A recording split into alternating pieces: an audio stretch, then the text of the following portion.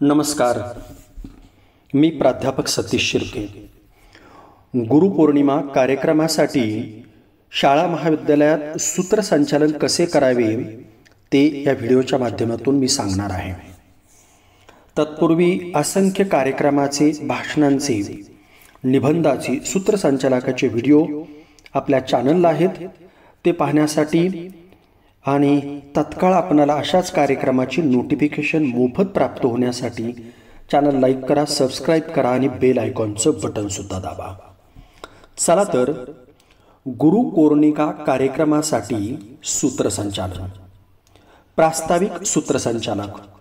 या ठिकाणी सूत्रसंचालकानं त्याच्या थोडक्या भाषेमध्ये त्या ठिकाणी या उत्सवाची माहिती द्यायची आहे. त्यानंतर सुरुवात करत असताना प्रास्ताविक करायचे. त्यावेळेस सूत्रसंचालकांना म्हणता येईल, सुप्रभात, शुभ गुरुपौर्णिमा, आदरणीय अध्यक्ष, मान्यवर उपस्थिती, शिक्षक, शिक्षिका, पालक वर्ग आणि प्रिय विद्यार्थ्यांनो, आजचा दिवस आहे ज्ञानाची उपासना करण्याचा. आजचा दिवस आहे गुरु या पवित्र संकल्पनेला वंदन करण्याचा. गुरुर्ब्रह्मा गुरुर्विष्णू गुरुर्देव महेश्वरा, गुरु साक्षात परब्रह्म तस्मै श्री गुरुवे नमः. या मंत्रानं तुम्हाला कार्यक्रमाची प्रारंभ करता येईल. या मंगल पावन दिवशी आपल्या सर्वांचं मनपूर्वक स्वागत करत आहे गुरुपौर्णिमा विशेष कार्यक्रमात. त्यानंतर तुम्ही दीप प्रज्वलन हे घेऊ शकता आणि त्यासाठी कोणत्याही शुभकार्याची सुरुवात प्रकाशाने होते. हा प्रकाश म्हणजे केवळ ज्योतीचा आहे, तर ज्ञानाचा, संस्काराचा आणि विवेकाचा.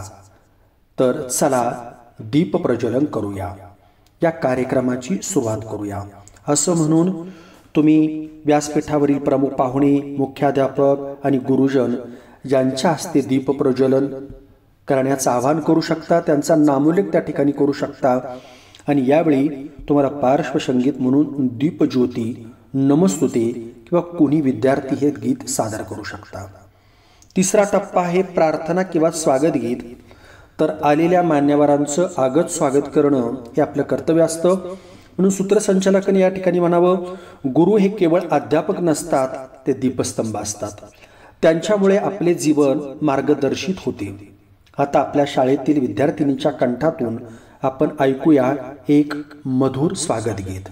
मग गीतमध्ये तुम्हाला गुरुवंदना घेता येईल किंवा ज्ञानदीप लावितो हे गीत सादर करता येईल किंवा अन्य काही गीतं असतात ती तुम्हाला त्या ठिकाणी घेता येतील.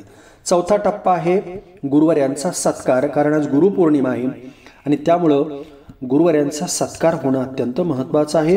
गुरुच्या पाया पडल्याने मनाला समाधान लाभते. आजच्या दिवशी आपण आपल्या शाळेतील आदरणीय शिक्षकांचा सत्कार करणार आहोत आणि म्हणून तुम्ही सत्कार करू शकता. विद्यार्थ्यांच्या हस्ते शिक्षकांचा सत्कार केला तर तो अतिशय चांगला होईल. गुरुपौर्णिमेचा उत्सव आहे, गुरु शिष्यांचा उत्सव आहे. आदरणीय मुख्याध्यापक, मुख्याध्यापिका यांचा शाल, श्रीफळ व पुष्पगुच्छ देऊन सत्कार करण्यात येईल. ज्या वस्तू असतील त्या नामोल्लेख या ठिकाणी करू शकता. त्यानंतर विद्यार्थी भाषण, गुरुवंदना. सूत्रसंचालक आपल्या भावना व्यक्त करण्यासाठी आता बोलणार आहे.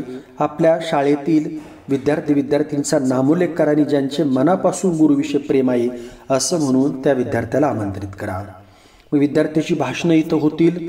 त्यानंतर 6वा टप्पा आहे सांस्कृतिक साहित्य सादरीकरण.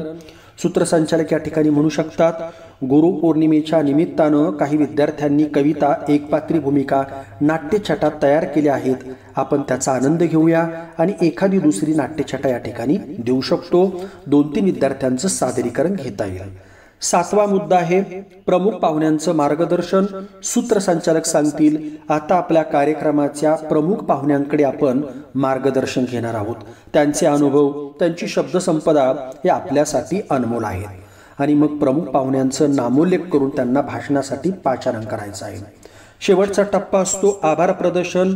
सूत्रसंचालक म्हणतात, कार्यक्रम संपवताना काही शब्द मनापासून धन्यवादाचे. या कार्यक्रमाची यशस्वी आयोजनामागे जे अनेक हात काम करत होते त्या सर्वांचे आभार. आणि मग आभार प्रदर्शनासाठी इतर शिक्षक विद्यार्थी यांना आमंत्रित करून अधिकृत आभार प्रदर्शन तुम्हाला घेता येईल। शेवटी समारोप गीत घेता येतं। या ठिकाणी काही संस्थेची गीतं असतात किंवा वंदे मातरमनं सुद्धा आपण शेवट करू शकतो। शेवटी गुरूंच्या चरणी वंदन करून त्यांच्या आशीर्वादानं मार्गक्रमण करूया आणि म्हणून गुरुस्तोत्र समारोप गीत म्हणून तुम्हाला घेता येईल। शेवटी समारोप सूत्रसंचालक आजचा गुरुपौर्णिमा कार्यक्रम इथे संपवत आहोत। आपण सर्वांनी घेतलेला हा गुरुवंदनेचा संकल्प आपल्या आयुष्यात सदैव जागृत राहो। धन्यवाद। जय हिंद, जय शिक्षण, जय कर्मवीर असं तुम्हाला म्हणता येईल। आणि अशा सूत्रसंचालकाचे असंख्य व्हिडिओ जरूर पहा चॅनलला। तुर्तास धन्यवाद।